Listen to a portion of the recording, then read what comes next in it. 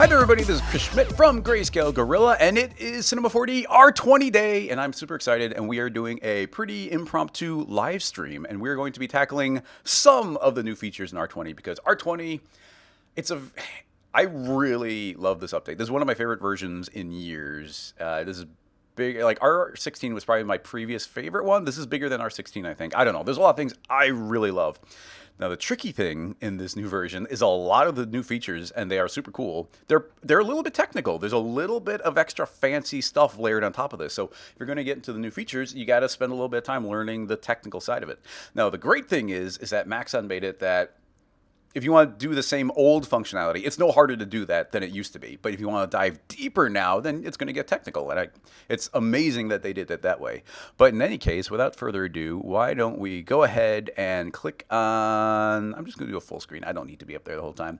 And let's click on over into... I was also going to click on the Maxon website, where you can, of course, go here. They've got lots of details about R20. I highly suggest jumping over to Cineversity, where they have nice little videos going into all the different new features. And there are a bunch of features that are pretty cool and could be really important for people that aren't going to be that important for me. Namely, there's a lot of really amazing CAD importing now.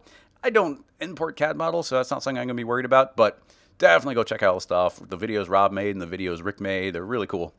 Anyway, here is R20. Now, visually, not much is going to have changed. We got all the normal stuff. We've just added in a few extra things. In fact, I don't even know if anything visually up here has changed at all, except for volume. I'm not sure what we should start out on. I think fields is super fun, but why don't we try something a little flashier in the beginning? I don't have, like I said, nothing here is prepped. We're making this all up as we go. So why don't we start out with some volume stuff just for fun? I'm going to go ahead and let's just start. So we got this volume menu, and there's not much in here. I don't know anything about volumes, by the way. All I know is what's now implemented in Cinema. And it's all based off of VDB stuff.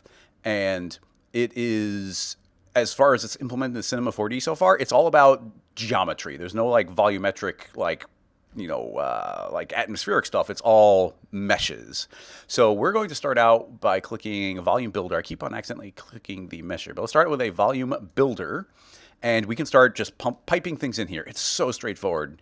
So we can do something like cheap and generic real quick. We can drop in a sphere, and we can drop in a cube, and you're going to see that it's almost made out of, I'm not sure what it's actually visually doing, but to me it looks like a whole series of little flat planes that are always facing the camera.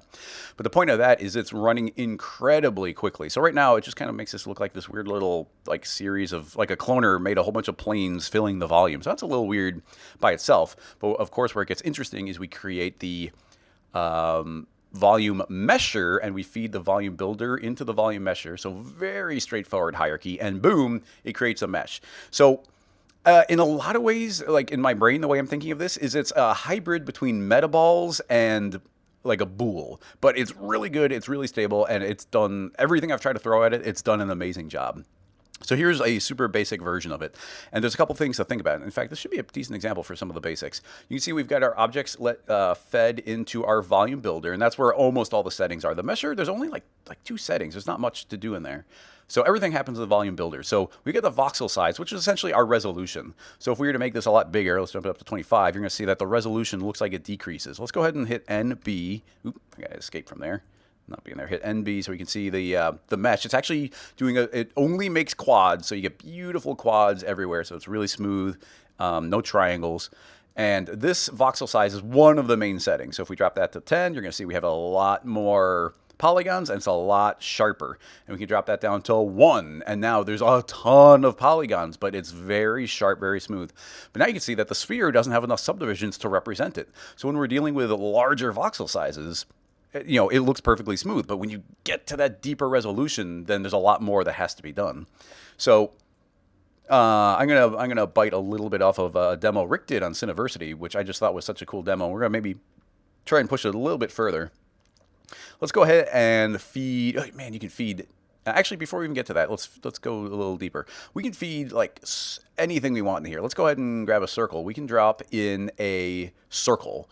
Or rather splines. We can feed splines in this thing. So here's a spline, and then we can go, why don't I just duplicate that? And now I got 2 splines.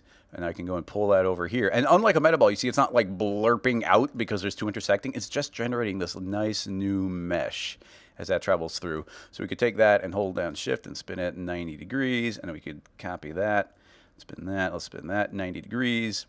And if we were to go into our volume mesher and say, you know what, let's go ahead and drop that down like 2. And then actually each of these individual splines, I don't know if we can grab more than one. We can, but it doesn't look like we can click on the individual settings. Anyway, we got this radius and a density. I'm going to change the density individually. I found that 0.5 was a good number. It's very smooth. So I'm going to do 0.5, 0.5. And this is just how many times it's calculating along the spline. But now there's a ton of subdivisions around it. And now we can set our voxel size to whatever we want. But if we hit NA just to change our view mode, you can see we're getting this really nice, super clean, very fast to calculate metaball type setup. It's all very clean and Boolean.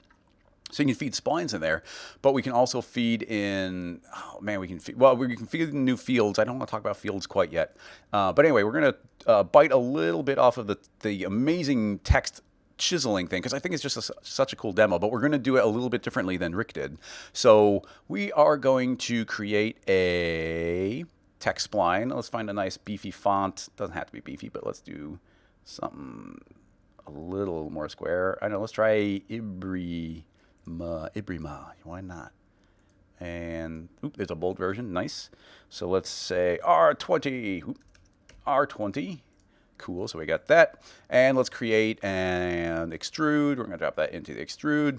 Now what Rick did is he used volumes to create this, but I'm going to use the VDB or the volume builder stuff. So let's go ahead and extrude this deeper. And I'm going to go ahead and just drop that straight into the volume builder, and boom, instantly we're going to kind of get this metaball look. Now the resolution isn't cranked yet, and I'm going to put a little separation in here. Let's put some extra horizontal spacing, just a little bit. So the main setting we can change. Let's go, once again, look at our polygon count so we can see what's going on here. Let's go to the volume builder, and we can drop that down something smaller. So if we go to 1, that's like super res. That's crazy. Well, it's not crazy, but let's leave it reasonable, maybe 3-ish. Cool. So now we can, so right now we've got this extrude. There's different settings we can change in there, but I haven't found there to be much of a need. Now, right now we just got this R20. Why don't we go ahead and add in, we got 2 main layers that we can use to manipulate the stuff on top of it, because it's volumes. It's a brand new way of thinking about this stuff. We can click on a smoothing layer, and it is going to smooth this out, kind of like a subdivision surface would, but it's a completely different beast altogether, where you see it's actually just smoothing out this volume. And you can actually see it a little bit differently. If we turn off the mesher, you can see that's actually, it's almost like it's blurring this volume that's been captured. So you get these really interesting, super smooth setups going. And there's a bunch of different algorithms here, different filter types. I've heard that mean curvature is a good one to smooth things out just a little bit, but still maintain your detail. And you can do multiple iterations where it's going to happen more than once. We can turn on our mesher, and you can see that this one is just smoothing it out in a different way. And even though we don't have that many polygons, that went and made it pretty smooth with a not very high voxel size. So that automatically really, really nice. So that's a smooth layer. And then we can add a reshape layer, and reshape layer does a couple different things. One main thing that it seems to do is dilate and erode. And what that seems to do is it's almost like inflating it. It's going to make it bigger, and you'll see what's happening is as it's inflating, it'll just pass into the next one. And if we grab our voxel size, drop that down to 1, then that is going, so that's going to drop that down, smooth it out, and now you can see that those are just blending together. And then on top of that, we could say, 1's still a little high, so let's go back to 2. I'm going to drop a smooth layer on top of that. And if we just add a little bit of smoothing on top of that to take off that hard edge, we can start getting these really nice shapes, and they can just start intersecting each other, and that is amazing. And of course, you can also go negative value, so let's say -5, and that's going to start making it skinnier. So the possibilities here start becoming very interesting very quickly. There's also a different mode, which is close and open, where I think it tries to close holes. So I don't know if we go pause. I haven't played with this one that much. I don't know a ton about it. But yeah, see, it's these sharp curvatures. You see it's trying to close these holes up. But a lot of this is being maintained very sharp. So just a different filter does some pretty cool things. And it looks like if we go negative, it'll open up holes. Not necessarily. Well, I don't know specifically what that is going to do. It doesn't like multiple iterations on there. So let's drop that back down to 1. Anyway, just wanted to talk about those shape layers. But now that we've got something like that, let's go ahead and just do something real simple. Let's grab this R20, and I am going to let's go ahead and make a duplicate of that R20. So we got a second one. And let's pull it forward a little bit. And on this, so we got two of them in the volume builder. Now, I'm going to let's grab, let's see. We can do folders as well. I haven't tried too much in the way of collapsing things, but I want to go and let's make a smoothing layer on top. And it's going to smooth both of them, but if I grab one of them, actually I want to grab the other one and move it above that layer, it's not going to be affected. And we can also, let's go ahead and add a reshape layer on here. And I am going to grab that reshape and let's go -10 maybe. Okay, that was a lot more than I thought. Let's say -5. Okay, so you see it's kind of eaten away at it a little bit. But now we can grab this, we've got this extrude, which is doing this smoothing on top of it. And why don't we say that we want, I guess I want the order to be the opposite direction. I'm not sure how to do that, to tell you the truth. If we do that, and let's go do that. And this is still that forward one. So I want, okay, I'm just learning in front of everybody is a little dangerous, but let's go ahead and drop those in to this folder and I put the folder above. And what I'm curious about is if these smooths, yep, okay, cool. The folder did what I was hoping it would, which is like kind of like in Photoshop. These layers are now only affecting the things in the folder. So because of that, I can now take our front extrude and I'm going to just pull it backward until we're intersecting that first one. And you see they automatically merge into each other, which is pretty cool. But now we can go into the volume builder and I'm going to say, I don't want a union, I want a subtraction. So now we took a bite of one out of the other, and now we're getting this super cool shape that I don't know how I would have made otherwise. And once again, on top of both of those, we can make a new smoothing layer on the top of both. Let's not go overboard. Maybe we can try that mean curvature, sharpen that up a bit, maybe do more than one iteration. Yeah, look at that. So that smoothed that out quite a bit. Drop off our voxel size down to 1. Look how sharp that looks, how clean, and that is just like great looking text. Now it's kind of like you guys think about things like a subdivision surface where there's a lot of polygons involved here, but once it's generated and ready to rock, like it's super fast to calculate. So that was just like doing a union type of thing on there. Why don't we go ahead and delete that out? And we only got the one extrude now. And I want to go ahead and do that chiseled text, but in a different way than Rick had done. So I'm going to make an instance of this text just so it's referencing the same text and I can move it around. And I am going to feed this text into the volume builder as well. So we've also got this text. And you see spline is going to be swept around. So now with this spline, I'm going to tell it, you know what? The radius is fine, but I want a better density. I'm going to say 1 or 0.5. So now it's pretty dang smooth going around. So now I'll just grab that top one and say, you know what? I want to subtract that spline from the rest of this mesh. And now it's getting a little funky where it's sharp there, but if we go and grab our radius and we start increasing it up to say 20, and yeah, there we go. That's already working really well. We can take a bite out of that one and we can go and that's subtracting. We've got a radius. We can drop our voxel size down 1. And now you can see, boom, look at these like organic-y type chisels coming out from there. In addition to that, we can jump in here. We grab our text. Let's look at just the text by itself. So you can see what's happening is it's kind of biting into itself. And then that's what we're taking a chunk out of. So yeah, that working super amazing. And then starting to layer things up on top of it is where, of course, everything gets more and more interesting. So we got that chisel. I'm going to just turn off this stuff real quick. We'll turn off that. We'll leave the voxels going at 2. So we could go and, let's go and grab a cylinder here, T for scale. I'm going to scale that down a little bit. And then let's just say I wanted to make a little stand here. Do this nice and quick. So we got a little stand there. Why don't I make an instance just in case if I want to make changes to one, I can make changes to all. So we'll just put one there, copy and paste one more, put it there. Cool, we got those. Grab all of those and just physically throw them into the volume builder. I think you can also drag them in so they're not part of the hierarchy. But there we go, those are now merged into that text. But now let's go and make let's say we're making like a little plaque, like a little award type thing. Let's go ahead and grab a cube, stretch this loosely across here, pull it down. Let's pull it back a little, center it up. So now I want to combine this as well. I'm going to drop it in, but I want the order of this to be significantly different. Or we can make a folder, I guess. I'm going to make a folder, and let's go ahead and drop the cube and all the cylinders into that folder. And now that folder, I want to smooth everything in that folder So let's go ahead and put that to the top of that hierarchy. And you're going to see, look at that right away. Look at this blend, smoothly blend between the cylinder and this flat platform. So if we turn on our volume, you can see that this is now perfectly seamlessly blending the cylinder into the platform. And that's the only section we're smoothing is this platform and these. We can grab our smooth layer and be like, whoa, whoa, whoa, chill out, and grab this Gaussian, pull it back. Look at those nice smooth transitions going between them. But then it's still merging up into those. Those are just not being as smoothed out as the rest of it. We can go ahead now and maybe make a duplicate of this cube. And this cube, let's go ahead and just drag it down a little bit. T for scale, a little bit bigger. Maybe make it a little bit deeper. There we go. So we got a different step on there. Let's turn that on. But now you're going to see that this one, it is indeed blending from one to the other. But this one's been told to be sharp. This one is not being smoothed over and over and over again. So that one is sharp, smoothly into here, sharply into the text, and then just a harsh subtraction of the text from one shape to another. And, oh man. And then even that, we can push this further. Let's go ahead and make another text instance. And I will drop that in. And this one, why don't I tell that one to, let's do a radius of 5, so a lot skinnier. Let's go ahead and set our density up to maybe 0.6 because it's smaller. So nice and smooth on there. And let's go ahead and drag this backwards. And I'm just going to intersect our text right there. And let's go ahead to our volume builder and tell this text to subtract again.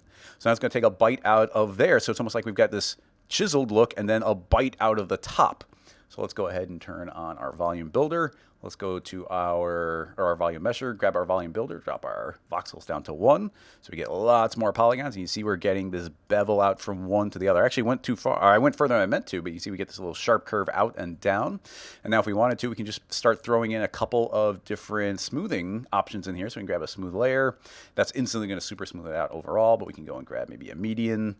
And man, that does a great job of cleaning that up a lot. And let's do 2 iterations of that. And then I'm going to, I bet I end up finding up like my favorite combinations here, but let's do a single iteration of a Gaussian voxel. And I just don't want that much of it. I just want a little bit. That one, did I grab the right one? Oh, I managed to change both of them to Gaussian, so that's super double blurring. So let's grab this one, and yeah, now just adding in a little bit of this blur just to take that hard edge off. And then like look at this model here that we put together in just a few minutes. And like if you'd asked me how to model this before, I'd be like, oh man, it's going to take so long. We got to do so many bools. So we have to worry about the geometry being so clean. We'd have to do so many different passes. And meanwhile, this is a parametric object. We can go ahead and say like, well, let's go ahead and put like an exclamation mark on the end of this thing. And boop, it just is going to pop in. Like, so it's a parametric setup where we're doing these crazy layering up of things. It's so crazy. It's such a fun tool. And I don't know, it's opened up a whole new possibility of thinking about a whole host of new things. This tool by itself, I mean, it's kind of like equivalent to the Voronoi fracture. But this is just like one of the tinier parts of R20. It's so amazing. Okay, so that is that. I do want to talk, there's more things we can talk about in the volume builder, so we'll probably jump back into it. But for now, why don't we just go take a quick glance over at the chat room, make sure everything's all good. Volumes, yeah, a combination with that. Yeah, just straight up geometry. Yeah, the node editor is amazing, but like I said, I haven't played with it too much, so it's gonna be rough watching me open it for the first time because I've been trying to learn all the other bits. Whew. Okay, cool. So that's that. Let's go ahead and open up a new file and talk about I guess the material stuff is that the 2 big features are fields and the new node editor. So let's talk about fields. So, man, there's so many different ways of talking about fields. So I was already trying to make notes to myself about ways of thinking about fields. So I guess we can start out, I'm going to start out just by making a matrix object. And it's interesting, when you make a matrix object, it's starting out with this like flat plane, which is cool. I like that. And we are going to feed, well, we can go into the effectors and you see, oh, okay, we can just still feed in effectors. Effectors are still exactly here. You can still treat them exactly the way they used to be. With one exception. If we go in and make this, it's going to behave the same way. But if we go to fall off, it is now a completely new interface. Now, if you want to do it the simple way, you can just do something like double click and it's going to create a spherical fall off. Cool. Now, right away, one of the main things you're going to see that is different is, first of all, it's changing color. But there is now a spherical field object. things like linear, actually, we can just click on this list. So if you click on the spherical field, there's different types. So you have box, capsule, cone, all the different, shader, all these different fields that we've seen before as different types of fall off, but now these can exist as an object in the scene. So right away, without changing anything else, just by double clicking on the plane and making the spherical field, we are now free to just grab this field independently and move it around separate from the plane object. Now it made a child, but it doesn't have to be a child. We can just move that out separately and move this around. Now the next thing that makes it interesting is we can go back into the plane effector, into the fall off, and double click on the field, and it makes a second one. We've now got two fields, two separate fields that can do two separate things and move around. So this goes so deep, like the rabbit hole is so deep, I have not scratched 1% of it in the time I've spent on it. These things can start getting combined in interesting ways. And you have to start thinking about it a lot like Photoshop or using the layer shader in Cinema 4D. We have blending modes. Now, one of the tricky things here is it's translating it into whatever parameter you're feeding into your object. So in this case, it's a plane effector pushing everything upward 100 units. But you have to kind of think of that in like black and white terms, like thinking of like literally like a white color being darkened by another object or a dark color being lightened by another object. So we've got these different blending modes now. So we can do things like overlay and max and add. So for instance, I can tell this to, well, right now it's already it's at max, so it's just going to be combining them like that, which is going to be very similar to something like adding it.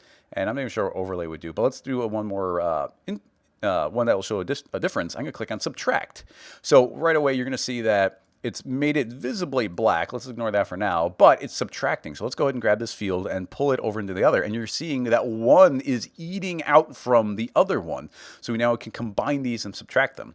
Now, even visually in the viewport, we have the same type of fall off. So you can have a big old fall off or no fall off. So now it's just very harshly boom, boom, boom, boom, boom, erasing those out. And these can be combined in all of these different ways. And you can even like blend the, we have an opacity on here. Man, so many different combinations.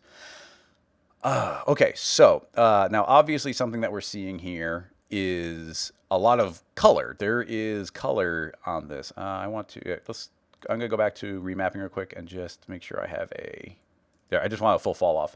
Okay, so we've now got color remapping. So, and also is set to subtract, so I'm going to put it back to normal. So you'll see on the spherical field, if I click here, it's already got a color.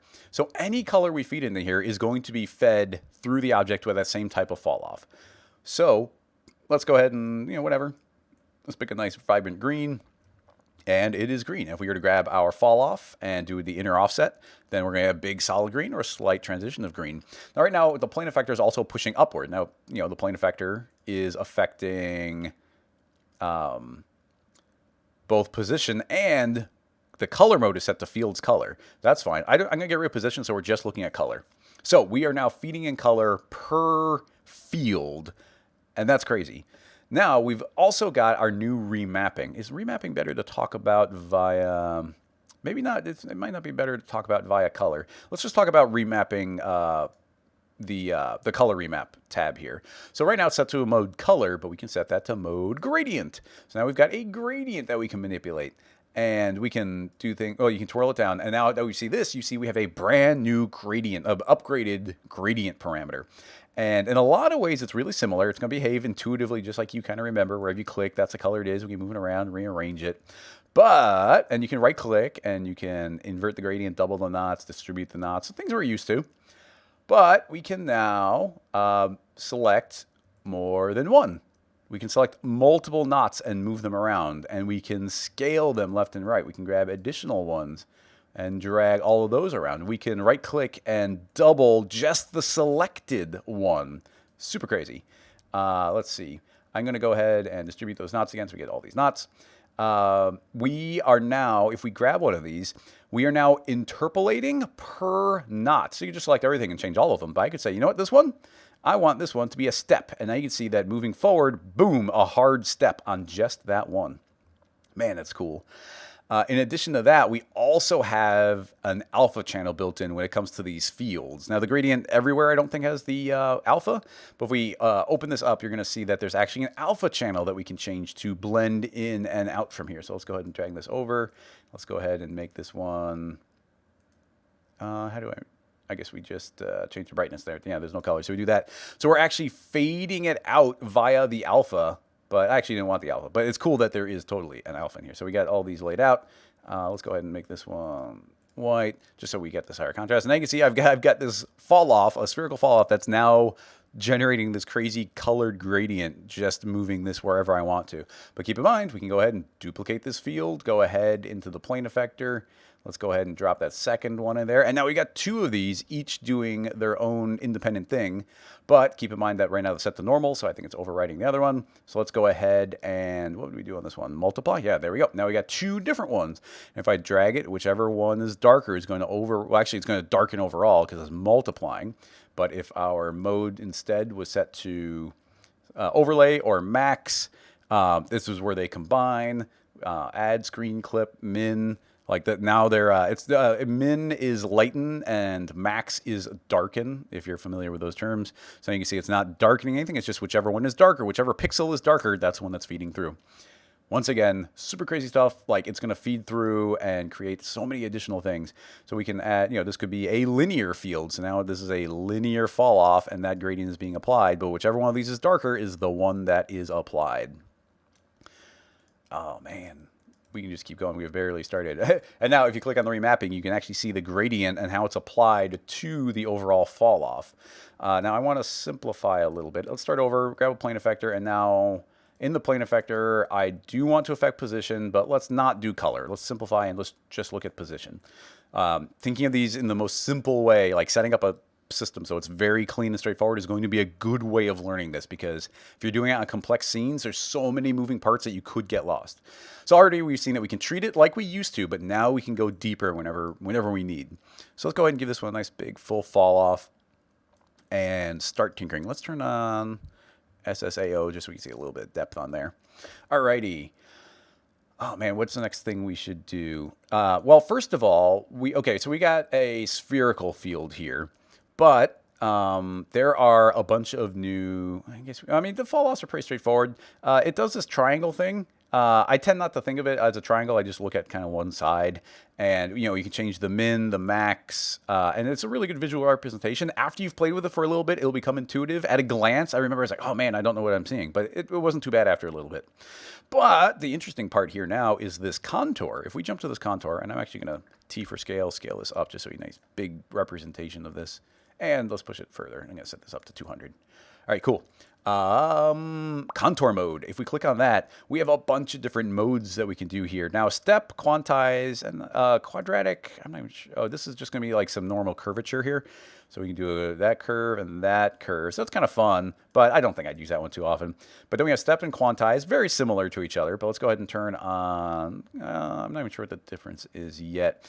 But, let's click on quantize, and you see that it's actually just taking the same fall off and separating it to layer to layer to layer to layer. So they all get separated out like that. Very nice. And then you can turn on curve, which is kind of the classic curve you'd be expecting, but we just have this new fun visual representation. So we can select both handles and drag, and you see that exactly what this arc is exactly what that is. Very, very nice. And I've been using that quite often. And of course, it is a spherical fall off, so we can just move this wherever we want. Get that nice smooth transition in, nice smooth transition out. Very cool. Okay, so let's set this back to none, get it back to kind of a default. And let's look at some different field types. So we've got stuff like box, not surprising, and cylinder, formula. Group is kind of what you'd expect as a group, but it enables you to make a group of these and feed them into lots of different effectors. Linear, you know what that one is. We have a random field, a shader field. There is a sound field. I haven't tinkered with that one yet. There's a torus field. A lot of the ones you'd expect. A new one here, though, is the radial field. And I click on radial, and let's just do some quick tinkering here. We have a start transition and end transition. I'm going to start angle and end angle, and here's the start transition. I'm going to say I want the full transition here, And I haven't quite figured out why this doesn't go all the way through 360, but I'm sure there's a reason. But anyway, you can see now we have this radial fall off here, and it's spinning around, which is fun. And we can grab this offset and pull it, and you see the entire thing is going to spiral and spiral around. It's not moving up anymore, it's just how it's applied. And we have iterations, so I can increase this, and actually, we got to type it in. So if I type in 2 iterations, it's 2 radials. If we type in 5, it'll be 5 radials, if I type in the right spot. So we have 5 radials spinning around. So a very fun new fall-off type. But this fall-off type is a good chance to show you how deep some of this rabbit hole goes in the simplest way, is we have this offset parameter, but you're going to see that there's an offset tab. So certain fields have a key parameter, like a really special parameter, and that special parameter can independently be driven by more fields, which is crazy. So this field offset could be driven by an entirely new set of fields. So in order to demonstrate this, I'm going to double click, and we've made a new spherical field. I'm going to go ahead and grab that and hit T for scale and scale it up. It's going to look a little crazy, but let's see if we can get this working. And let's go ahead and give this a maximum inner size, so it's a full transition.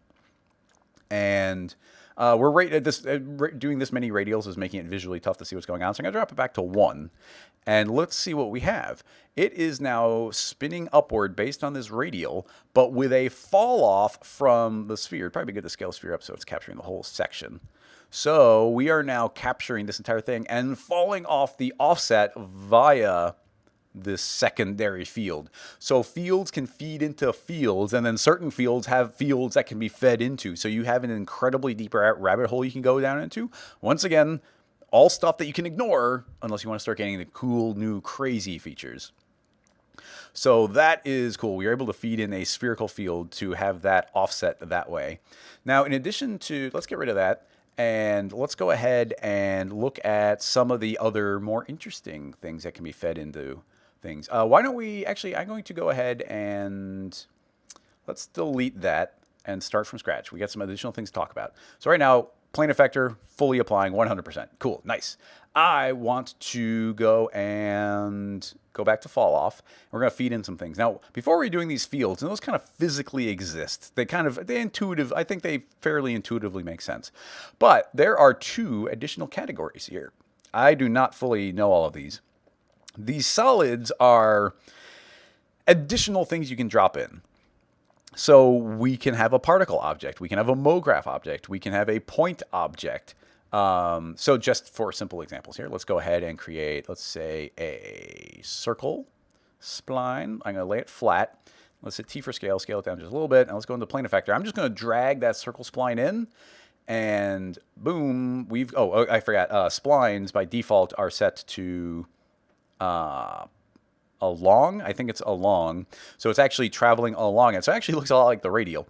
But if I change this to a radius, there we go. This is kind of what I expect, which is there's a radius from this spline that we can now use as a fall off. The plane effector is up to 100, which is a little strong. Put it back to 100 and be a little more reasonable. Okay, so that's kind of like the default functionality I would expect. But we can go and go so much deeper. Let's go back to fall off. And so we've got a radius. There's new calculation. If you remember before, if you fed in the spline as a fall off, you'd have to say how many times do you want to sample it? Now it's just mathematically perfect. It's just aiming straight for it. So that automatically works if that means anything to you. So straight up fall off. Cool. But now let's go ahead and we can also set it to a mask mode. So it could actually be projecting, let's say, on Y. So now that's a mask. So you have, this is a circle, which is, kind of a boring shape, but it is now a mask and falling off from the outside, and we have a distance to do that transition. But we also trap it on the inside and do a transition. So I can see it's a mask we're projecting onto things. And man, that is crazy awesome. But anyway, back to curve. And instead of radius, we could also say, we already did along. You see it like twirls around it, but we can do both. We can say along and radius. So let's give it some radius, and you'll see that this radius is traveling around, and it hits the end and it starts over. But now we have a offset parameter here. So I'm going to collapse radius for a second. We have an offset, so I can grab that and pull it, and you see it's going to transition from one to the other. I think that's pretty much what I expect. But now we have a long curve fall off. So let's go ahead and do that. I'm going to put a point, and let's grab a middle one. So you see we get this nice little bump there in the middle. So you get kind of that bump. So now if we grab our offset and spin, look at that. You're twirling around just by traveling this offset all the way around it. Man, that's cool. So those are just things you can do with a spline. I didn't even mean to go and get hung up in that. Now you can of course grab another object. So let's grab something like a cube, go to some funky angle. Let's drop the cube in there. Don't need the spline object. And let's visually hide the cube. So now we are feeding this in as a it's a series of points, so you get a radius off of the points. But I'm going to say a volume, and now wherever that cube is intersecting, that's going to happen. Like, pretty straightforward. It's what you'd expect. Very nice. But you can, of course, you know, like, yeah, we can do from the surface, and I can see that's pretty interesting. We can grow this, so it's kind of like wherever it's intersecting, and then points, I think it's just going to be like, yeah, the points from the corners of the cube. Wherever there's a point on the object, it's going to pull it up. All very nice modes. So that's dragging in a point object. So that covers some of these. But let's go ahead and do something more straightforward, but something that we haven't had before. Let's add in a time. Time, let's just hit play, and you're going to see that we are feeding time in. So time is traveling uniformly and pushing this whole thing up. Very nice. Now, right now, you see this nice little clamp icon? It's clamping it, so it's going from 0 to 100. I can unclamp that, and it will just keep on traveling upward. So this time is moving upward constantly. We can set the speed, and we have an offset. Now, this offset is interesting because we have an offset tab in which we can feed other fall-offs. So we could go and, let's just double-click, and it'll make a spherical fall-off. And now we can hit play. And now you can see that based on that spherical fall off, that has been moved down. But if I were to move this around as it moves there, you can see that it's actually offsetting it based on the time. So those two things are combining. Now this particular order of them is not the most interesting. So let's do something a little crazier. I don't even have something specific in mind. What should we do? Well, okay, let's go and grab that radial field again. And so the radial field is, we got to give it a full transition. And the offset, we have this offset, we can go ahead and feed in time. So now time is increasing the offset of, or it's actually kind of like, it's almost like a Greyscalegorilla signal, where this is now constantly moving forward in time. So now that is spiraling, and it's just going to keep doing that forever. Very nice. And we could do iterations, we could do additional changes. Man, there's so many things we could layer up on there, but we have not even begun to scratch the surface. Now, let's go ahead, let's shake this whole thing up. I'm going to delete it, start it again from scratch, and let's go ahead and create a plane. We got a little simple plane here. I'm going to go 99 polygons, 99 polygons, and let's go ahead and create a plane again, and we're going to drop that in, and I'm going to make this be a deformer based on points. So now this is moving up. Now it's moving up based on the node. It's moving up based on node. I'm going to make it based on the effector. So that's it's almost completely a deformer. It's pushing up each individual point. But now as a deformer, we can go ahead and double click, and it made a radial. It must default to whichever one you did previously. So I'm going to go and grab that and set it to spherical. And now look at that. We've got look at this deformation. How would you have done this deformation before? I don't know how I would have made this shape, but now it's doing a linear spherical transition. But we can always go into our remapping, and we can go and say, you know what? Let's do quantize, and let's do a couple of different steps. And look at that. This is now a deformer. Everything we were just doing, we can feed in here as well. Let's go ahead to our curve, and now you can go and feed in, like we can go and get a nice bell curve going. And once again, we can add in more and more and more fields, and each of these will layer up, and we can do more and more, layer them up, additive, subtractive. Okay, cool. That is all working well. Let's go ahead and try some even crazier stuff. I'm going to create a particle system. Let's make it a basic old school emitter, rotate it to aim down a little bit, and let's just go full -90. Let's pull it up into the air. And let's make it, let's make our timeline 999, and let's make this emit up to 999, and let's just make it a little bigger. Let's go up to the full 400. Cool. So now, boom, particles firing, very simple and straightforward.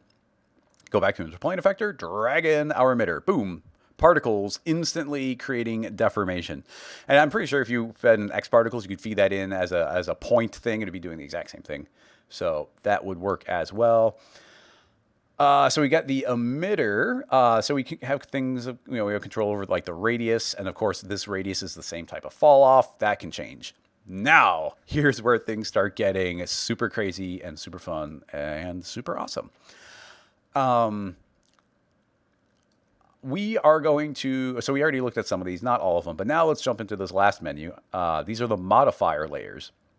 And we've got some things like clamping and freezing and inverting, remapping. Those are cool. But there are two that I cannot believe are here. We have the delay, which is like the delay effector, and we have a new one called decay. Let's start out with delay. I'm going to put in a delay, and by default, it's set to smooth, and it still has all three modes, linear, smoothing, and spring. So if we set it to linear, we crank this up, you see these became, like it's smoothing it all out to like this constant speed, so it kind of smoothed them out overall. We also go to smoothing, and this is going to do a similar thing, but you see it's a little bit smoother of a bump. So if these are really sharp, we can start pulling this in and just chilling them out a little bit. See how they sink away a little bit nicer, a little bit smoother? Very cool.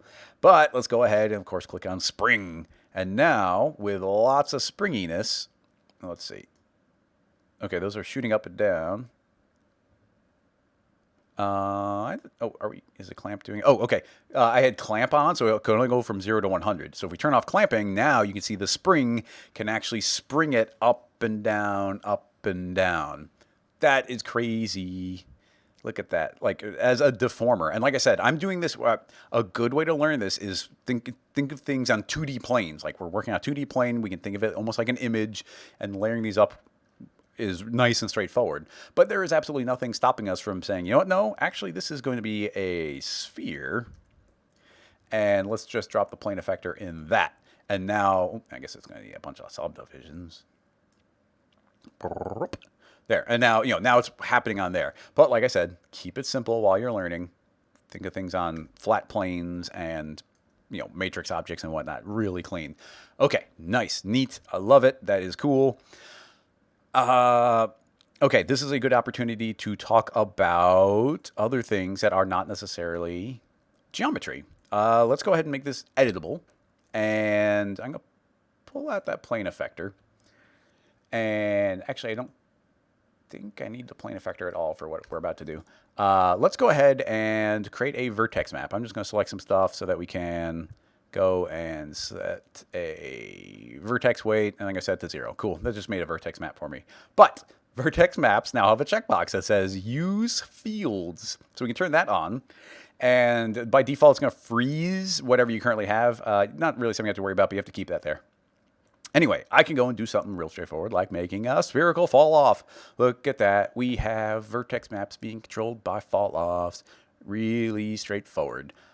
That is crazy and awesome. Now, let's not do a spherical fall off. Let's go ahead and feed it the particles. Boom. So we're feeding it the particles. And now we can hit play. And look at that. We have a radius where these particles are striking the surface and creating little vertex maps.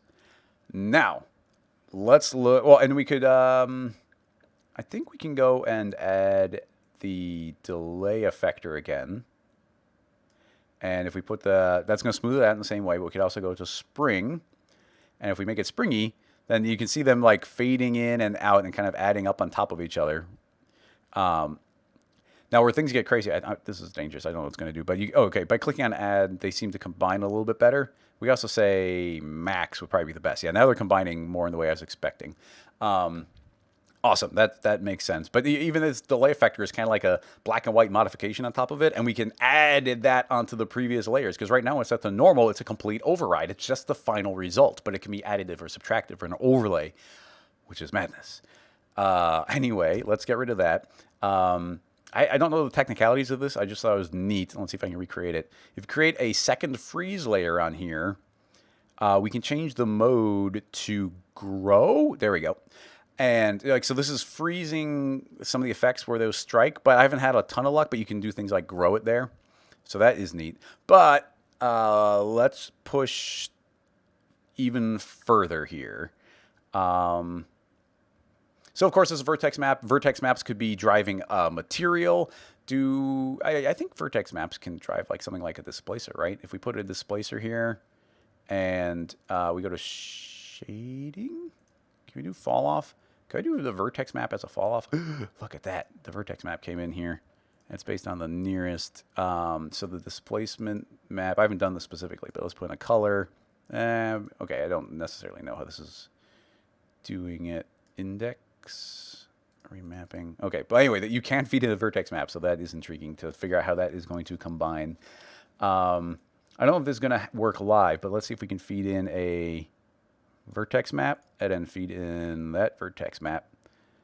And no, it doesn't really, it's not really feeding through. Is this, oh, I still have that freeze on there. Let's get rid of that. Oh, look at that. Okay, never mind. There we go.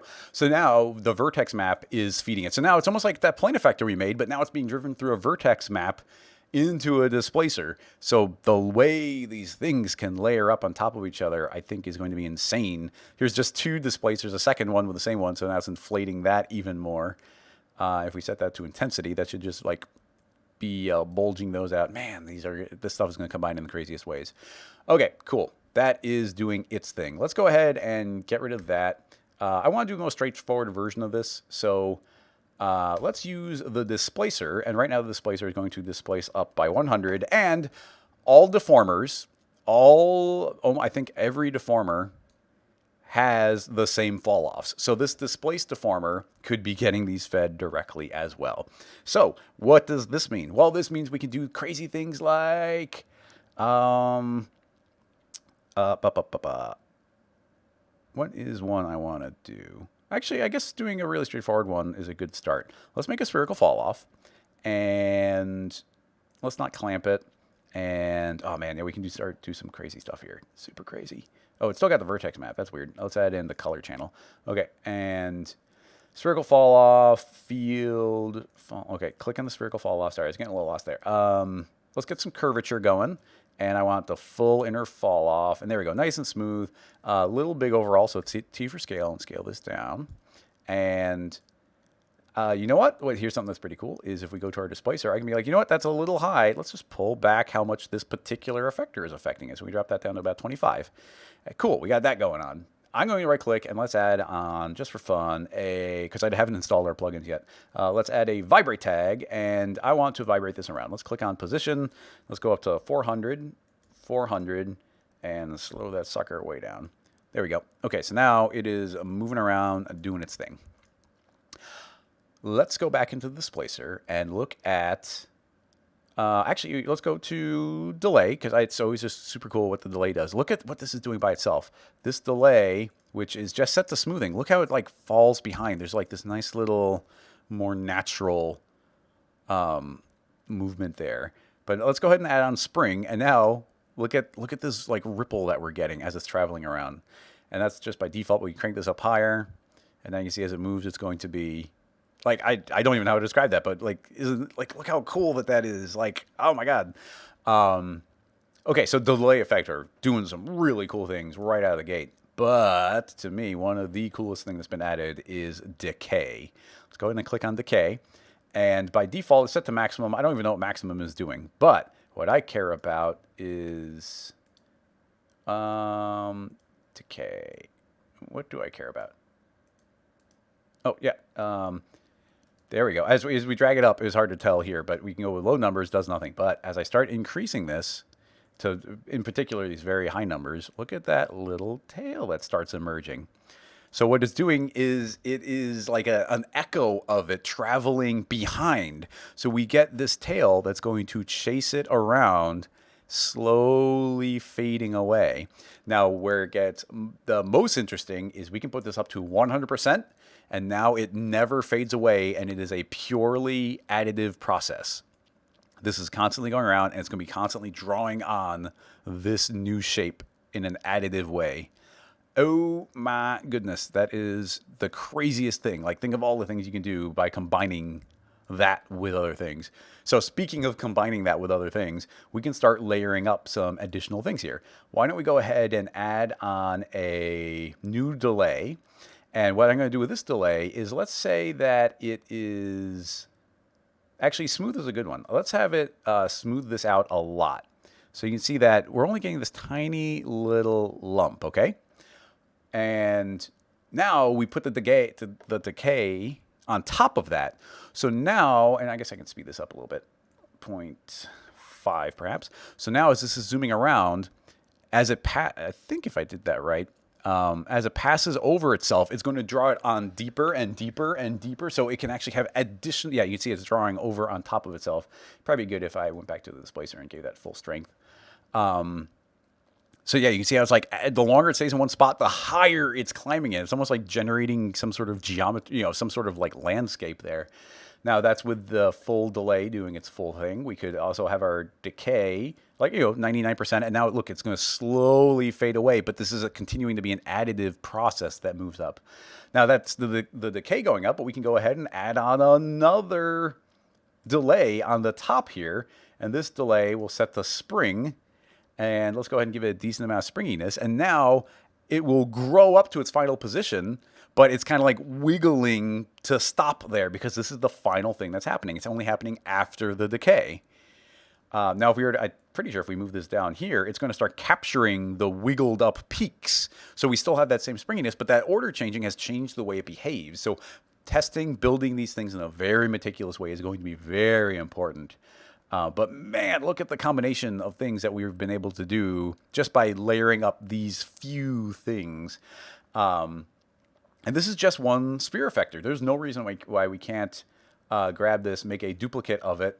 Let's go ahead and give it a different random seed. And we go into the displacer and we feed in a second one down here. And let's just make sure that we can add, I think min, I can't remember, min or max. Okay, but now, anyway, you see we now have two of these traveling around doing their thing, and they're going to be additive in the way that they move around.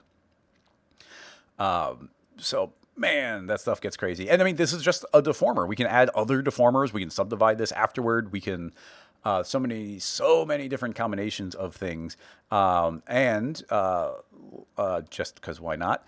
Let's go ahead and create a volume builder, and let's drop this whole thing into the volume builder. And look at this, we've now created a volume from that. Let's set this down to something reasonable like 3, and now we've got a volume of this deformed plane that we can now take a volume builder, drop that in there, and let's see, we might need more.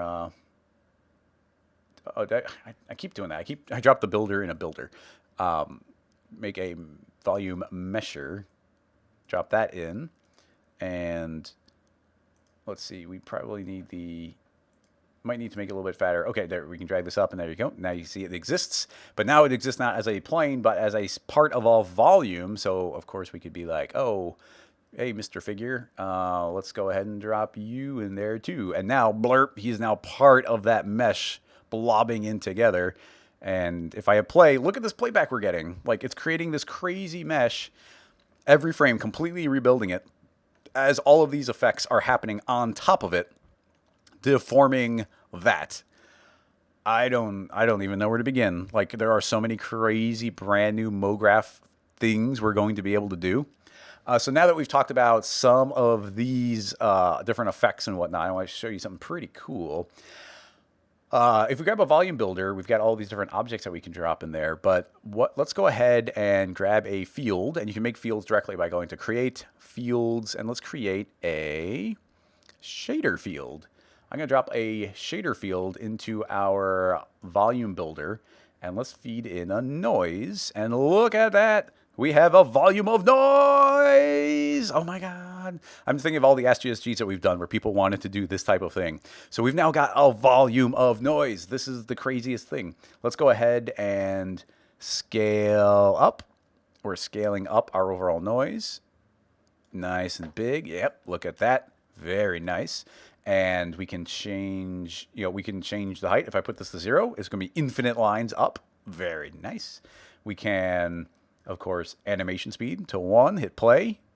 Oh, wait, you can hit play, but you have to go to your volume builder and tell it to, or is it here? One of these has a setting for, I thought it was auto update. I'm missing something. There's a way of making that actually play. It's not right now. I'm not sure why. I'm just missing the checkbox. But that I have done, and that does play. We've got access to all of our different noise types.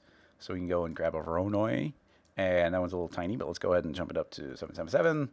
And yeah, boom, nice big shapes here. Let's go ahead and change the contrast to fill these up a little bit more. There we go. Look at that volume of noise. Now this is being created based on, if we click on our volume builder and click on this, you can see that we have it's a box shape, and here's the box shape. So we can just arbitrarily define that. I wonder what objects is. Do we feed in?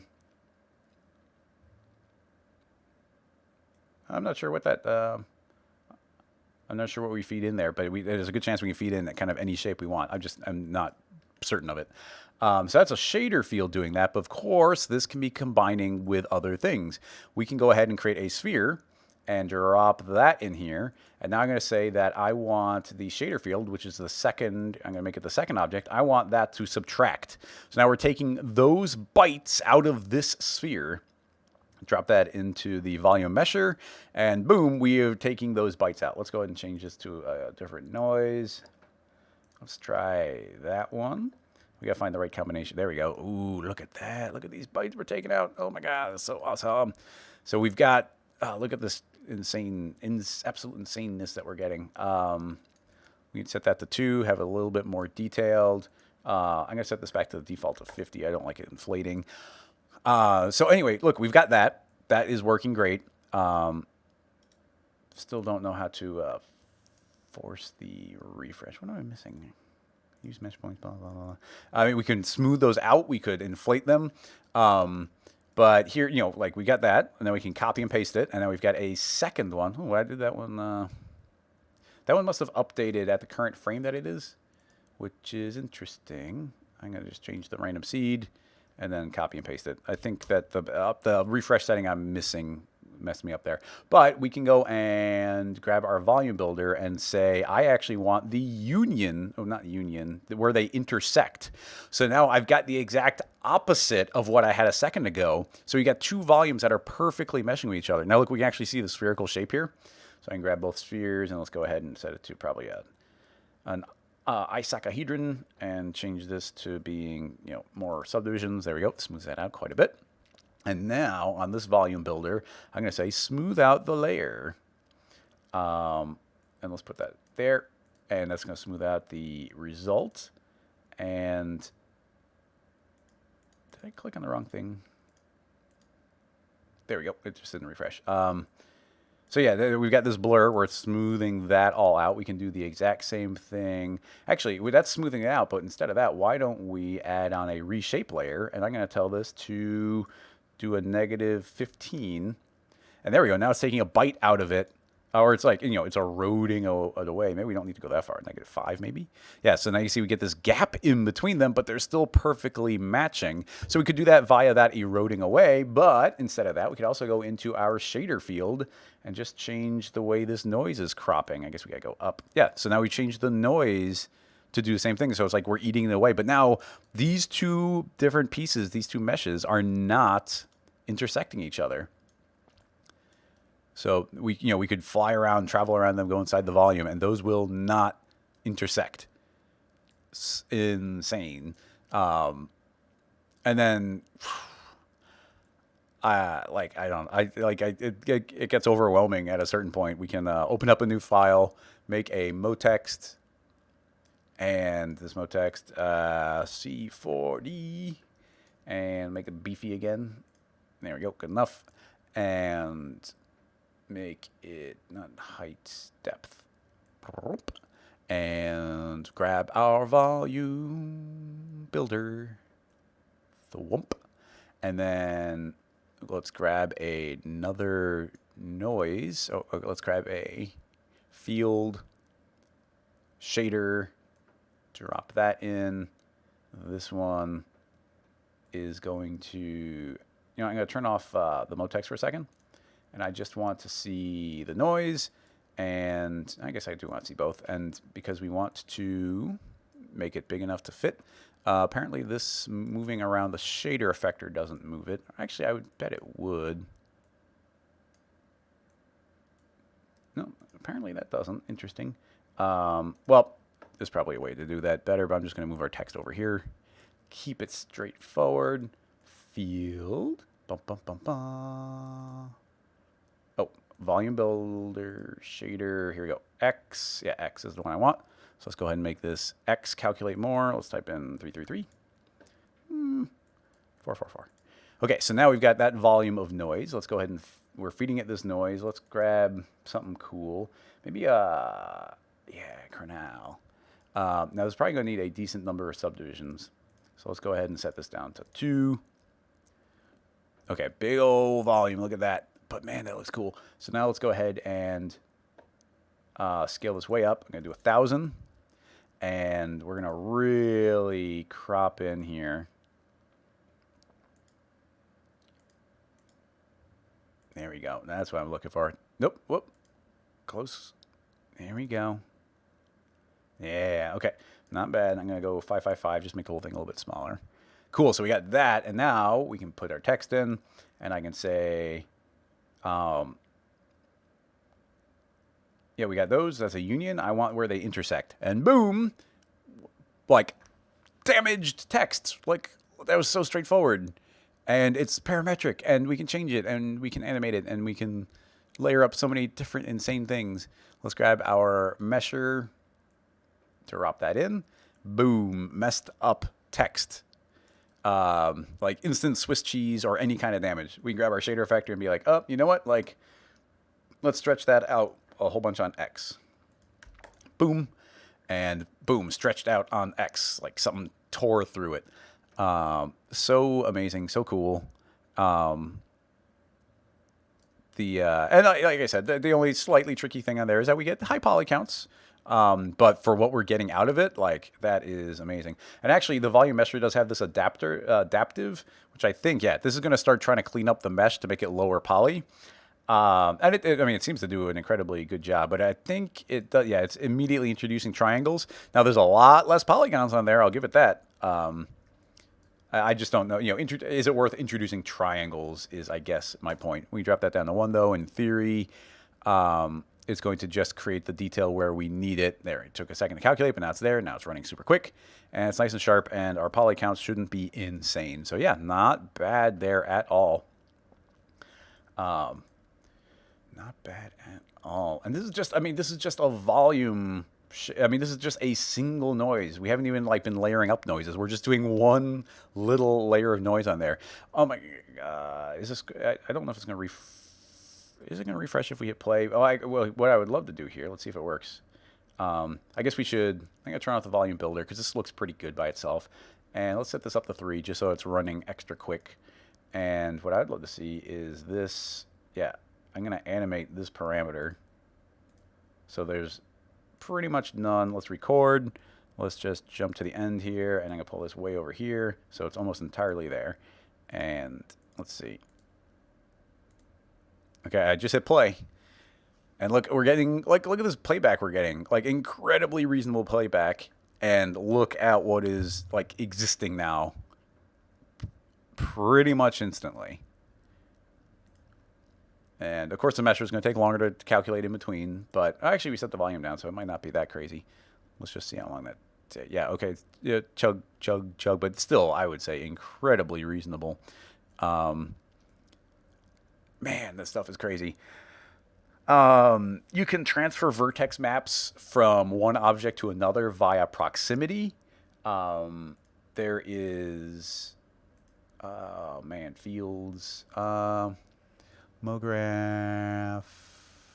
I don't even know what to talk about anymore. We'll jump in the chat in a second and see if anybody has any specific questions that I can try and answer.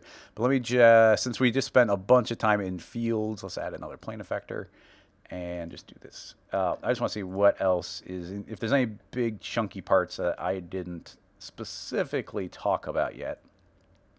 Fall screws, ball time. Solid, volume, variable tag.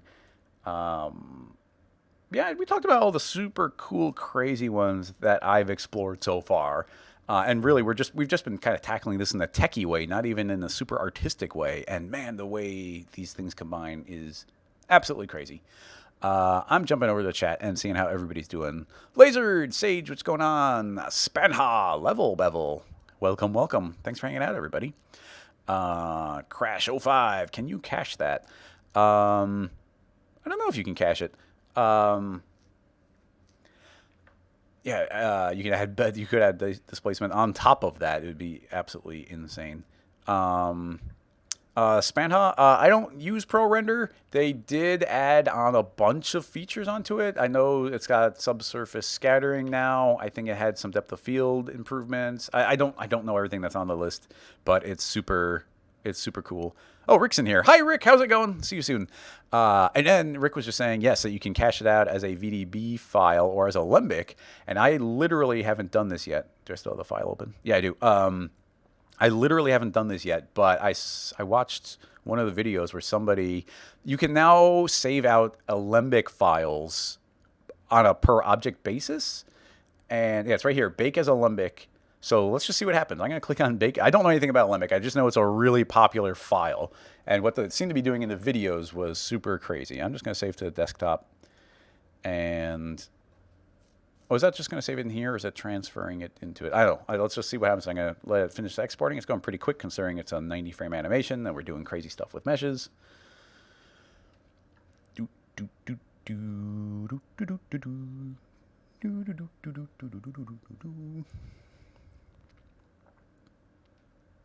Almost. Boom. Okay, cool. Now we have a volume mesher there. I'm going to turn off everything that existed. Now you see we just have this alembic file called volume mesher. And oh my goodness, look at this. Like, look at me. You can just scrub now where that is now baked into the file. And we're getting real-time playback on that. Now, it's probably a decently sized file, saving out stuff probably every single frame. But boom, that now just exists for us to be able to go and manipulate and do other things in the scene so that one volume mesher isn't going to be eating up all of our processing. And I know that there's there's speed remapping now, so we can say speed, let's say 200. Oop. Typing in numbers when the thing plays has been refreshing. But now that goes twice as fast. We can offset. We can ping pong. So yeah, boom, alembic, that's already super cool. I can already see using that constantly now because of how easy that is to do. And now it's just boom, baked. It's working perfectly. And we still have our original. We can go back and make changes. But, and then my personal workflow will probably be doing something like making that child. So it's like, okay, cool, that's good. I need to update it, pull it out, bake it, delete the old one, get the new one. Man, that's super cool and crazy. Going back to check for questions. Bernd is here. Oh my God. One of the lead, the person in charge of all the programmers is hanging out in the chat. Hi, everybody. How's it going? Thanks for coming to hang out in the stream. There was, let's see. I'm going to jump back on the screen so I can pull up my notes because I don't want to have anything pop up that's not supposed to be. Vocam. Let me look at my notes. I have been taking notes. And Greyscalegorilla is going to be talking a whole bunch about R20 at SIGGRAPH, which is coming up really fast. I got notes saying that, there's a new send to picture viewer button, which I don't know how to do yet, but I thought was really cool. I don't know where that is. I think it's up here. Wait, I'm not showing my camera. And yeah, there's nothing dangerous to pop up. Okay. Under one of these, yeah, here. If you click on view, you can say send to picture viewer, and then boom, just capture a screenshot of what you've currently got in your viewport, and it's just there instantly. That's such a nice little feature. It's great. And then what else do we have here? UV morphing. Oh, you can morph UVs now. Pretty crazy. Here's one I forgot to mention. These are a bunch of little things I know I'm going to forget. We can make, I'm going to delete, or I made this editable, select some things, hit delete. But now if we go to points, look, all those points that we hit delete on were deleted. And I think if we select some stuff and hold down shift when we hit delete, Yeah, see the points stay. If you hold down shift, you can still keep them because sometimes you do want the points to be there. But now the points are left by default. I heard that there is a setting. Let's see if I can make this happen. Nope, that says a regular material. Well, okay, you can still, if you double click, apparently still makes a regular material. You can see that it is a new little preview window here, and I think it's even got GI, so it's kind of giving you a much more realistic view of what's going on there. By the way, did you guys know you can, or does it work there? Oh, maybe you guys turned that off. You used to be able to right click and spin around the object. But actually, it might be doing that. It just, you can't tell because, yeah, okay, yeah. If you right click, you can spin the object around there, which I always thought was cool. Anyway, apparently, if you go, this is not one of the new shaders, but if you click there, where do I have an image of some sort? If I go to the desktop, I probably got something saved. Photoshop document. Oh, episode 25 from Greyscalegorilla. Renders? Oh, of course no renders. Sorry, you wouldn't think it'd be hard to find a JPEG, but links, nope. 23 renders, nope. Oh, come on. I can't believe I can't find a JPEG. .jpg. This PC. Search. Does it not work? Oh, here we go. Cool. Security watermark. Good enough for me. Open. And you see you get this. This image is not in the project path. Apparently, you can turn this off now. You can make it not do this by going into your preferences somewhere and telling it to default to one or the other, and this message won't pop up anymore. That is a significant quality of life improvement. I approve. We haven't talked about multi-instancing yet. There's a new console, but that's mostly if you're coding. Apparently, if you're playing back video in the picture viewer, if you have like a big video in there that you rendered, the playback is 2 to 3 times faster, which is pretty cool. Improvements in motion tracking, which I haven't gotten to play with. Tons of CAD imports, very, very fun. The texture placement stuff is different. So if we were to create a cube and probably just apply a material, boom. Now, if you remember, we always used to, when you go and you click on something like cubic, you want to go move your texture around, you click on the texture tool and you have to go click on the axis tool. But you can see now that it's all there, the axis tool is grayed out because it already does that. So now we're already moving the cubic. You'll also see that that big yellow grid that would get in your way, I mean, it was helpful in some ways, but it would get in your way, is now not visibly there by default. So you can move this around getting your cubic. And as far as I'm concerned, you're getting all the information you need. But you can also click on your projection display and you can set it back to grid, which is pretty much what we're used to. This is now not hidden by default. And we don't have to turn on axis. And if you hit T for scale, it's still scaling up and down properly instead of doing that funky scaling. And there is now also a new mode called solid. Yeah. So here is like an overlay of what your UVs are doing. And since you can now do things like morph your UVs with the pose morph tag, and in the shaders, you can distort your UVs parametrically with noises in the new material stuff, which I have not gotten to do, and maybe will pop open, but it will be super dangerous because I literally haven't opened it yet. Point removing, multi-instancing. We have not talked about multi-instancing. So why don't we... and also, yeah, important to note is the fields can be fed into the particle forces, of course. We already talked about the vertex maps. Mix fields, yeah, mixing them, adding them, combining them. Let's look at some multi-instancing. I'm going to open up a new file, and the only thing I popped in here was the Happy Toolbox models, which are just something that Greyscalegorilla helps sell. But let's go ahead and grab a model that's something anyway. And yeah, let's grab a tree and a tree. Carrot tree, why not? Okay, so we got a couple different types of tree in here. And let's go ahead and create a MoGraph cloner. And by default, it's still on linear. Let's go ahead and set it to honeycomb. I really like honeycomb. Let's drop all these into our cloner.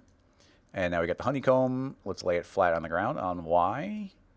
And now we got that. Now, by default, it's going to be set. Oh, it looks like it's... Oh, instance is normal. So that's what we normally get.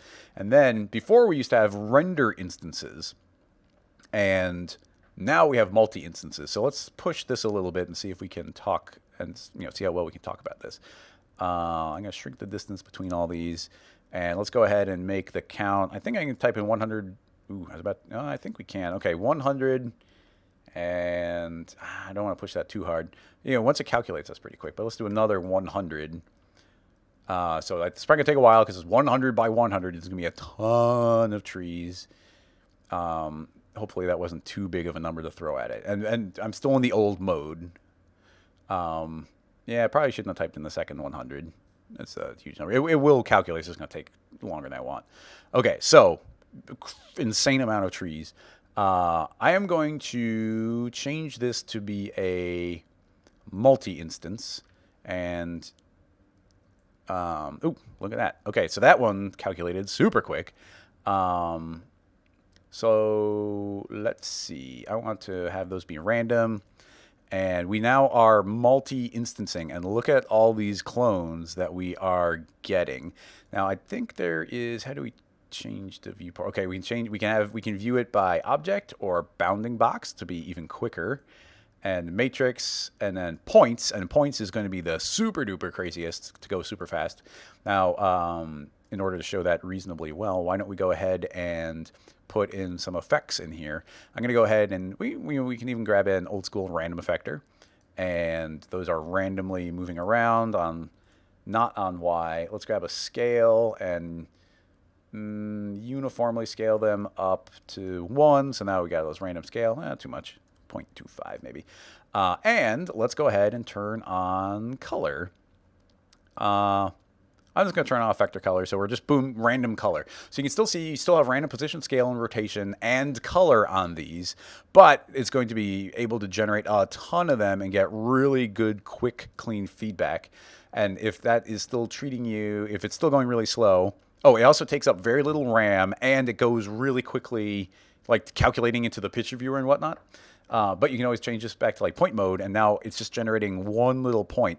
And I forget which demo. I watched a couple different demos this morning. I forget who it was, but somebody did a really neat demo where you can see how these are being generated, and if you make the hierarchies editable, and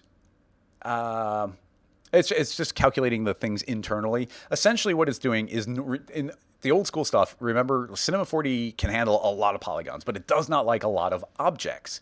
So what the new one is doing is instead of it generating a whole bunch of different objects, it's kind of treating it as one object with a whole bunch of polygons. So then it can calculate it really quickly. In addition to the cloner being able to do that, the instance can also do similar things. It even seemed like I didn't actually do this yet. I just saw somebody do it in the video. But they made an instance, and it's set to instance mode, but you can set to multi-instance, and then you can do a point source. So you can almost treat an instance like a cloner in the simplest form, where we can grab that and say, okay, I want to clone onto point source. Does it have to be editable, maybe? Oh, it's not letting me drag in the point source, so maybe I'm not understanding. But I was under the impression you can feed in clone onto multiple things by point source. But point source might actually be like a specific data type. I'm not sure. I can check the chat. I'm sure somebody's yelling at me about the proper way to do that. But that is literally not something I've tinkered around with at all. Fields is the thing that I've just been like going... fields and the volumes I've just been going absolutely bonkers for. And I've been essentially biding my time because I really want to get into textures. And I just haven't been able to. Not yet. Back to the chat. Hey, everybody. You can feed a matrix. Oh, interesting. Okay. Yeah, okay. I thought it was Rick's. I just didn't want to say it was yours and then be cutting somebody else out.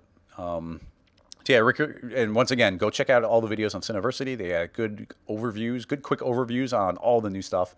Because like the motion tracker is improved. I haven't gotten a chance to touch that at all.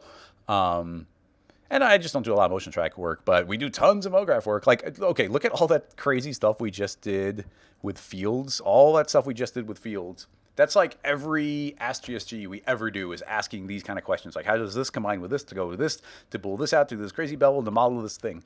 And honestly, we just, we modeled that little, the R20 model on there. But it just seems like there's so many cool things that you're going to be able to model that you wouldn't have been able to. I don't know if I still had that file open, but the no, I've probably been closing things as we go, but it's been, oh no, I do have it. So, when we modeled this up and we did it, we did this very quickly. And okay, you had to do the initial refresh, but, we can go so much further modeling this. Let's see, what's something weird and goofy we could do? We can go and let's make a capsule and let's lay this flat and let's change the radius down, T for scale. I'm going to drop this into a cloner. It's going to linearly clone them. I want to not go on Y, but go on Z per step.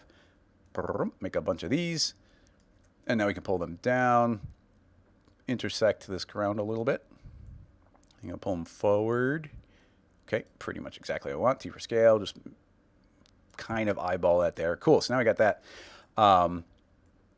And we, now we've got this additional shape in there that we can take a bite out of it. And let's go back to our volume builder, drop that in and say, okay, I want that to subtract. And like, look at this mesh. Like, how would you have done this before? Like the bools would be absolutely insane. Instead, we're getting this really clean thing. So in addition to like doing these amazing organic things and these crazy bevels, like you could probably do some really nice hard body modeling stuff with it as well. Do some mechanical type building. And like I said, with what we're like turning off the grid. Boom. Like we were getting these like super clean transitions here, but here this was applied and the layer where that was applied, it's a very sharp combination. And once again, all this stuff could be animated and changed, and we could take bites out of it. Like we just took those, the noise bite out of it. Like, oh man, this stuff layers up in so many ways. Like we have not even begun to scratch the surface, and we weren't even looking at ways of combining. Please tell me I went back to the screen. Okay, I did. We haven't even looked at like layering and layering and layering, and then one of those layers having fields that you can combine, and all those things combined, and even that stuff, like all those then combine into a shader that you could do with all the new node-based shading to grab like a MoGraph shader and feed that into colorizing things. The ability to rapidly do incredibly detailed things. Like it's like, as far as I'm concerned, like the power of MoGraph has like doubled, like easily doubled from the beginning. It's like the biggest leap forward on it. It's absolutely insane. And like I was saying at the very beginning, this is a very Greyscalegorilla type of update where like, oh man, look at these nodes. Like we really want to do the crazy shader stuff. And I love shader stuff. You guys know how much I talk about the layer shader. Like the layer shader is just completely gone now. Who needs that? We can do crazy node stuff. And then all this nice new modeling options where it's like a super bool metaball hybrid that's also running incredibly quickly. Like absolutely crazy and fun. And then, of course, fields, like unbelievable stuff in fields. I'm going to jump back to the chat real quick, and let's see if there's any specific questions. Can you project textures from objects to VDBs? I have no idea. Maybe, but I don't know. I have not tackled any. I haven't gotten deep on anything yet. I've gotten to do a lot of surface stuff. So...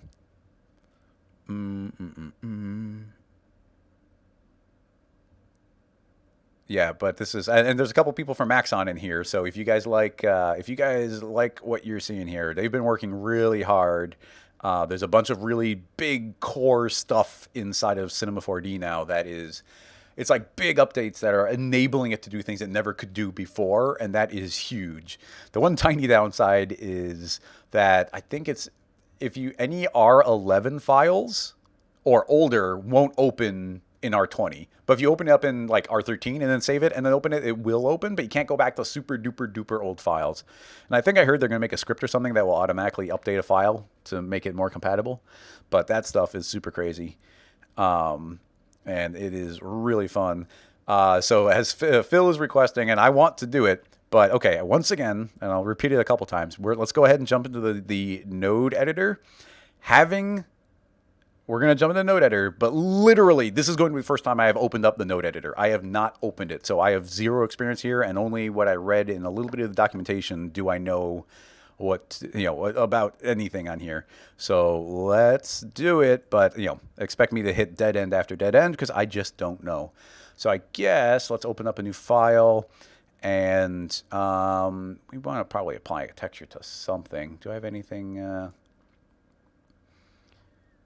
be good if we had some specific goal here. I mean, I guess we could just apply it to our fun R20 thing. I'm going to give this a second to build. It has to build the first time you load the scene. Okay, cool. So that's there. I'm going to do a quick save of this. I'll just save to the desktop. R20. Just in case I do something silly. I don't want to get into this point. Okay, anyway, we've got, there's the new Uber material. And so a couple important details. If you just double click, you're going to make a classic Cinema 4D material editor, everything literally exactly what you remember. Luminance, reflectance, everything.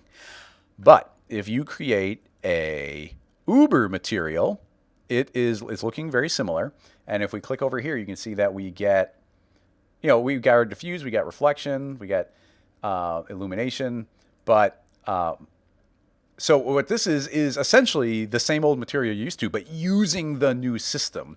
And one of the first and important things to note is we've got these new little, I forget, there's a word for them. Let me look at my notes because there is a specific word for these. Well, they're a connector dot, or they're the squircle, which I think is great. I think I'll probably call them squircles. So it's a cross between a circle and a square. So we have a squircle.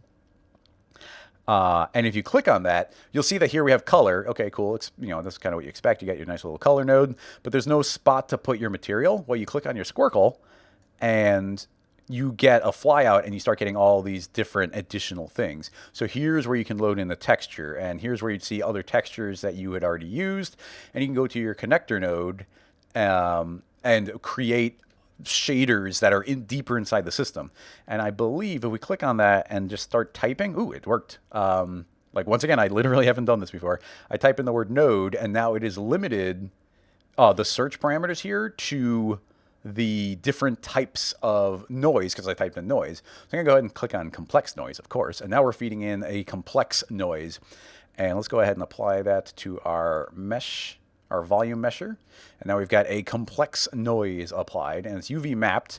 And it's interesting, it seems to almost default to a spherical type projection, but let's just turn on cubic, because cubic usually works pretty well for us.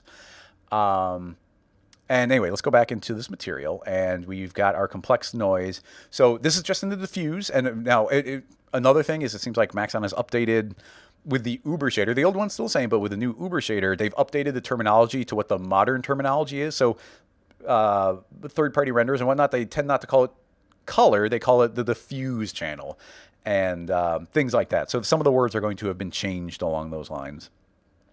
So anyway, now we are feeding in this complex noise. Okay, interesting. If I twirl down, you can see that we're now going to get all the parameters involved in this new this new complex noise. And I already know for a fact that there are some new settings in here. Modulation, cool, octaves, gain. Okay, it must be a different one. But there's definitely noise sublevel, noise temperature. I don't even know what those mean. So there's new terminology we're going to have to be learning on some of this stuff. But there you get it for the twirl down. But I think that if you can double click on it as well, and it popped this open, and now we're seeing the noise, the modulation, and the context. I don't know specifically what those are. Ooh, nice preview of the node and of the material. That's pretty cool too. Now, okay, actually, okay, well, yeah, we do that. That's all good. But, okay, that's the Uber shader. Uber shader is going to be way too big for us to dive into. So let's see if we can make a new node material. And now we can double click on that. And, okay, as soon as you double click on that, boom, we have popped open the node editor. So you can see here that this is our final output. And if you're familiar with third-party rendering, which I'm not really, then this will be decently familiar to you as far as like, oh, you have this output node, and that's where all of your stuff is fed into. And man, this is a beautiful interface. This is so nice looking. Very, I like it a lot. This is amazing. But here we have a diffuse node. and BSDF type. That stands for something. It seems like that's a major thing. But anyway, we have a diffuse node, which is feeding into this surface diffuse layer. And we have the ability to feed in various things in the color. If we just click on this, we have a color, but you can do things like click on this assets, and we can type in the word color. And now we're going to get all of these different, anything that involves color pretty much.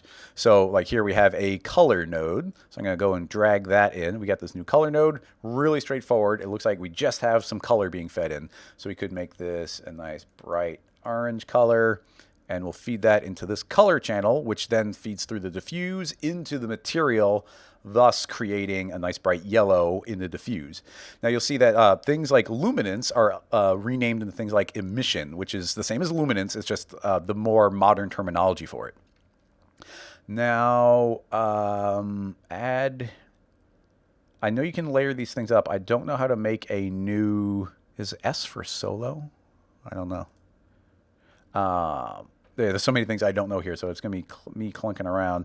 So that is, I don't know how to make a new layer yet, because I know you can add on and start layering new ones. Do you click it here? Do I click that and click add? Oh, yep, okay, hit the add button. Very intuitive as soon as I found it.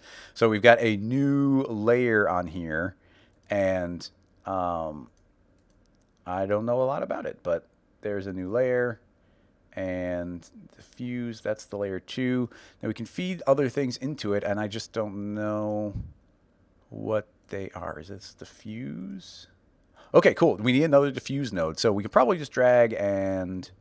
No, it doesn't look like I can copy and paste that way, but let's see if I can copy paste. Okay, cool, copy paste. I was able to make a second one.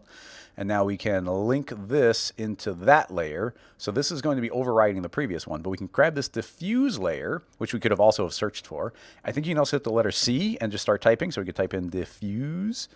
And actually that's interesting because diffuse isn't popping anything. We have blend and layer and then a BSDF. So this might be a BSDF. I'm not sure. So let's see. Drag that out. And yes, that made a diffuse. So that is a BSDF. We'll have to learn what that word means. I'm sure somebody in the chat has already said it, but we'll check that in a second. But anyway, we've got a diffuse layer. And instead of it being a diffuse, which is a nice big flat kind of algorithm on it, we're going to change this to be a Beckman, which is going to be shiny. Once again, this is a layer on top of that other one. So this one's super shiny. And if we wanted to layer it up, we can say, you know what? Let's make it a conductor.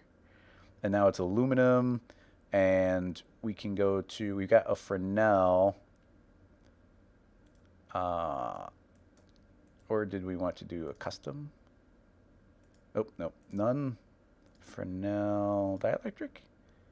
Oh, okay, but yeah, I changed it to dielectric, and now you see it's made a separate shiny layer on top of that. So now we could make more and more and more shiny layers to layer and layer and layer things up. Now let's see if we can do a little bit of a bump channel. Luckily, I watched somebody's video on here. Otherwise, I would be pretty lost. Once again, I literally haven't opened this, but let's go ahead and search for a noise. Not nose, noise. We can grab, there's noise, and there's complex noise, and there's basic noise. There's also random. Let's try grabbing what's just called noise. I don't know what we're going to get. Looks very similar to our classic noise, which is pretty much what I was going for. Let's grab our noise type and grab something like a good old-fashioned... why am I blanking on it? The layout is ever so slightly different, so I'm tripping on it. That's actually not the one I wanted. Naki, yeah, Naki. Okay, so we got a Naki, and let's feed the Naki into the... No, actually, we want this as a bump. Oh, actually, okay, that's interesting. If I just drag this result out into nothing, then it's looking... It's like, oh, what do you want to connect this to? And it's like, okay, well, what do I want to connect that to? I want to connect that to... I'm going to type in the word bump. Let's see. What do we... I'm going to type in the word bump. Yeah, bump map. So let's pull that out.